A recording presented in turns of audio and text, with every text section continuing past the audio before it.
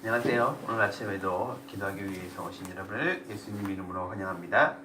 자, 기도하고 오늘 요한복음 11장 말씀을 함께 나누도록 하겠습니다. 기도하겠습니다. 하나님 감사합니다. 토요일 날 아침입니다. 오늘도 저희에게 하나님 앞에 나올 수 있도록 특권을 주셔서 감사합니다. 이 기도 시간, 이것이 저에게 가장 큰 특권임을 저희가 잊지 않고 또 주장하고 하나님 앞에 나아가게 해주셔서 감사합니다. 하나님, 오늘 저희가 하나님 말씀을 통해서 또 기도를 통해서 또 하나님 음성을 통해서 새로운 하루가 되게 해주세요. 예수님 이름으로 기도드립니다. 아멘. 네, 오늘은 11장 죽은 나사로의 부활을 한번 보도록 하겠습니다. 11장 1절부터 함께 교독하겠습니다. 한 병자가 있었는데 그는 마리아와 그의 자매 마르다의 마을 베다니에 사는 나사로였다. 마리아는 주님께 향유를 붓고 자기의 머리털로 주님의 발을 씻은 여자요, 병든 나사로는 그의 오라비이다. 그 누이들이 사람을 예수께로 보내어 말하였다. 주님 보십시오. 주님께서 사랑하는 사람이 앓고 있습니다. 예수께서 들으시고 말씀하셨다. 이 병은 죽을 병이 아니라 오히려 하나님의 영광을 드러낼 병이다. 이것으로 말미암아 하나님의 아들의 영광을 받게 될 것이다. 예수께서는 마르다와 그의 자매와 나사로를 사랑하셨다. 그런데 예수께서는 나사로가 앓는다는 말을 들으시고도 계시던 그곳에 이틀이나 더 머무르셨다. 그리고 나서 제자들에게 다시 유대 지방으로 가자 하고 말씀하셨다. 제자들이 예수께 말하였다. 선생님, 방금도 유대 사람들이 선생님을 돌로 치려고 하였는데 다시 그리로 가려고 하십니까? 예수께서 대답하셨다.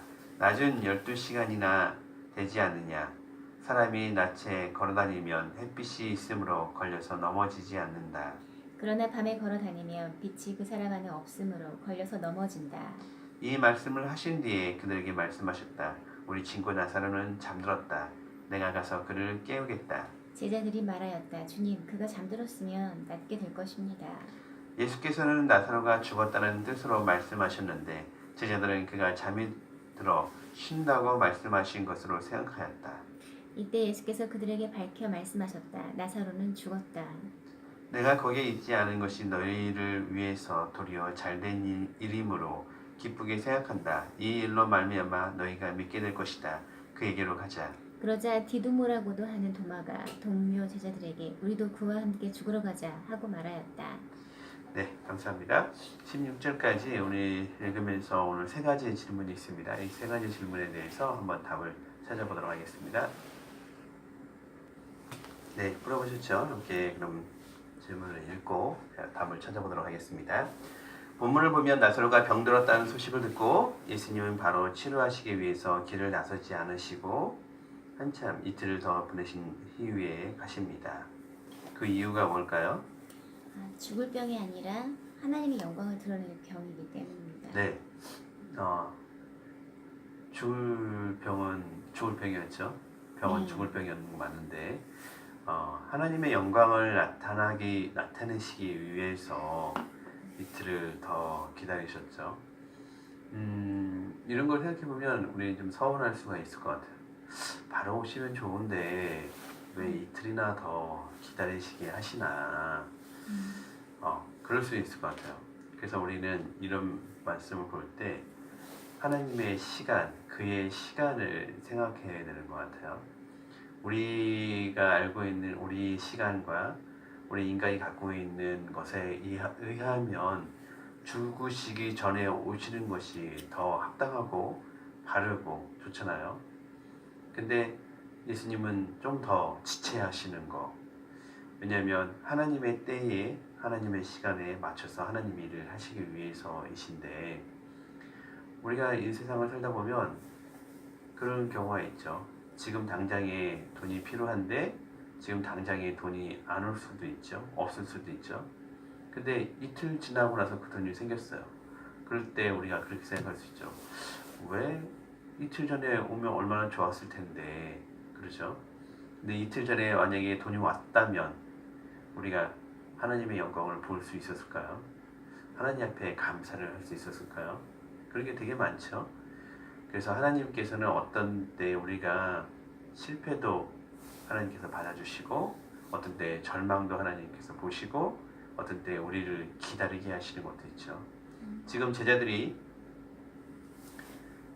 나사로가 죽은 것을 못 봤다면 그 이후에 죽음에서 사람을 살리시는 예수님을 경험할 수가 없었겠죠. 우리도 몰랐을 거예요. 2000년이 지난 지금 오늘날 우리도 예수님이 부활하신 것을 우리가 들었을지 모르지만 죽은 사람을 살리는 것을 우리가 보지는 못했을지도 몰라요. 그렇죠?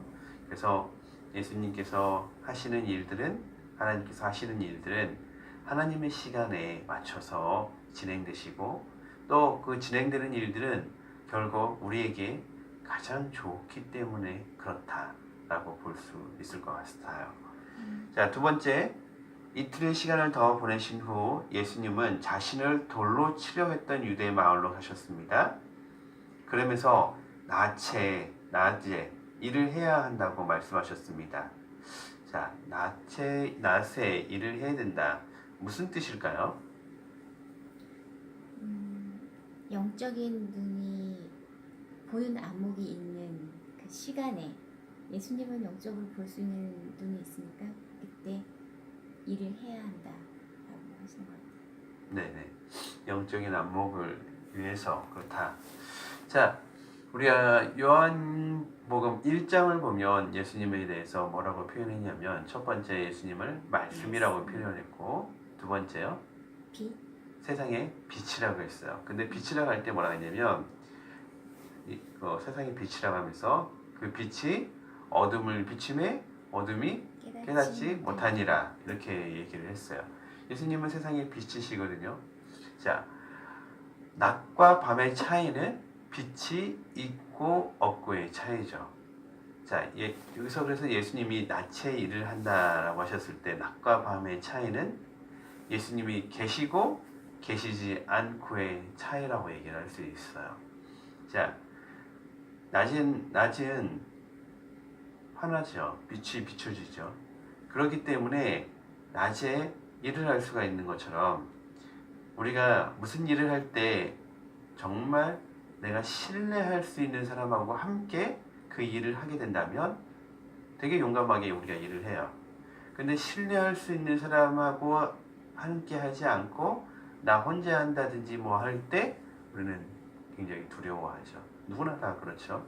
아이들이 엄마나 아빠와 함께 있을 때 용기를 내는 것과 똑같이 지금 제자들은 예수님이 그러신 분이죠. 그래서 예수님이 빛이라고 얘기하셨지만 결국 나와 함께 할 때 두려워할 필요는 없어 라고 얘기하시는 것이 사실 우리 입장에서는 더 쉽게 이해할 수 있는 것이죠. 또한 지금은 예수님이 우리 눈에 보이시지 않죠. 그렇기 때문에 우리는 뭐 해요?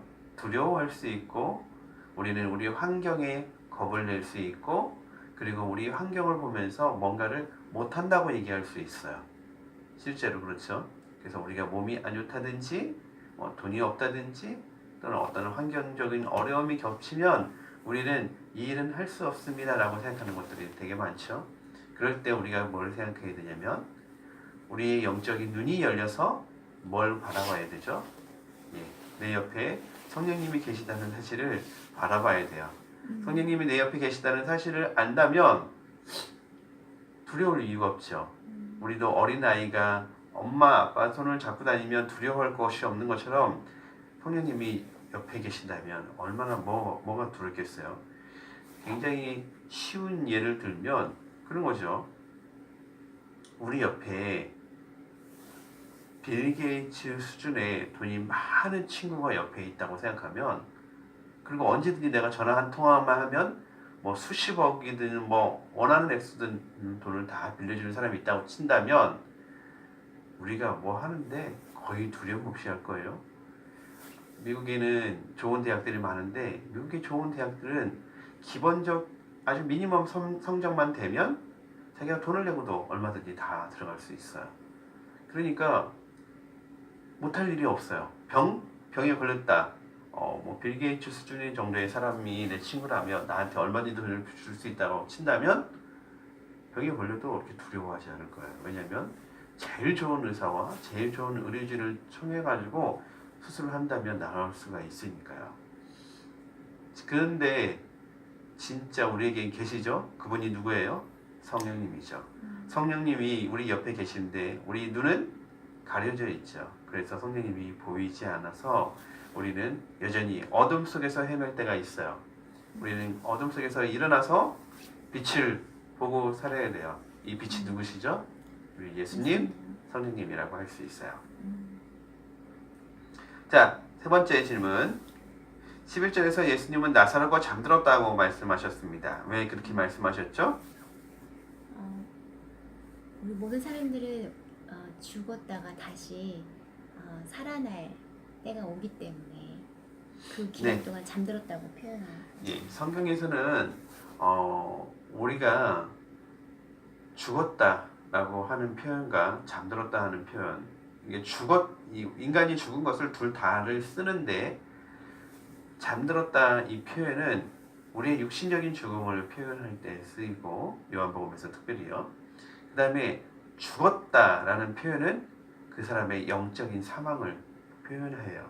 그래서 오늘 나사로가 잠들었다라는 표현은 나사로의 육신적인 죽음을 얘기하는 거예요. 나사로가 죽었다라고 얘기한다면 예수님이 말씀하셨다면 나사로의 영적인 상태가 죽음이다라고 볼 수가 있는 거죠. 물론 오늘 본문에 둘 다를 썼지만 여기서 나사로가 잠들었다는 표현은 육신적인 죽음을 의미하지 나사로의 영적인 죽음을 의미하지는 않고 있어요. 그래서 여기서 배울 수 있는 건 우리는 이 세상에서 우리의 육신적인 죽음은 진짜 죽음이 아니다. 우리의 육신적인 죽음은 잠시 잠듭니다. 우리의 육신적인 죽음은 아무것도 아니다. 우리에는 뭐가 있기 때문에? 미래가 있기 때문에 우리의 미래는 저 천국이다. 이런 것을 의미하고 암시해 주고 있죠. 그래서 우리는 이 세상이 끝이 아니에요. 이 세상이 끝이라고 하는 사람은 계속 그 소경 이야기하고 연결되는데 눈을 감은 소경과 같은 이유죠. 하지만 우리는 영적인 소경이 아니죠. 자, 그렇기 때문에 오늘 우리는 육신적인 몸이 좀 힘들어도 또 육신이 죽는다 할지라도 우리는 죽음이 아니라는 걸 오늘 말씀을 통해서 다시 되새기면 좋겠습니다. 오늘 말씀을 좀 정리하면 이렇습니다. 나사로의 죽음과 나사로에게 달려가실 예수님을 통해서 우리는 하나님의 시간에 하나님의 일이 이루어진다. 근데 그 하나님의 시간은 낯이다. 낯은 언제? 하나님과 동행하는 시간. 그 동행하는 하나님의 시간을 보기 위해서 우리는 영적인 눈을 떠야 된다. 라는 것을 오늘 말씀하고 계십니다. 기도하겠습니다. 하나님, 오늘 하루를 살면서 우리가 영적인 눈을 뜬 상태로 하루를 살게 해 주옵소서. 예수님이 제 옆에 계신 것을, 성령님이 제 옆에 계신 것을 볼 수 있는 눈을 열어 주시옵소서. 그래서 저희가 무슨 일을 하든지 당당하고 자신 있게 용기를 갖고 할 수 있도록 축복해 주옵소서. 이 시간에 우리 모두를 축복해 주옵소서. 예수님 이름으로 기도드립니다. 아멘.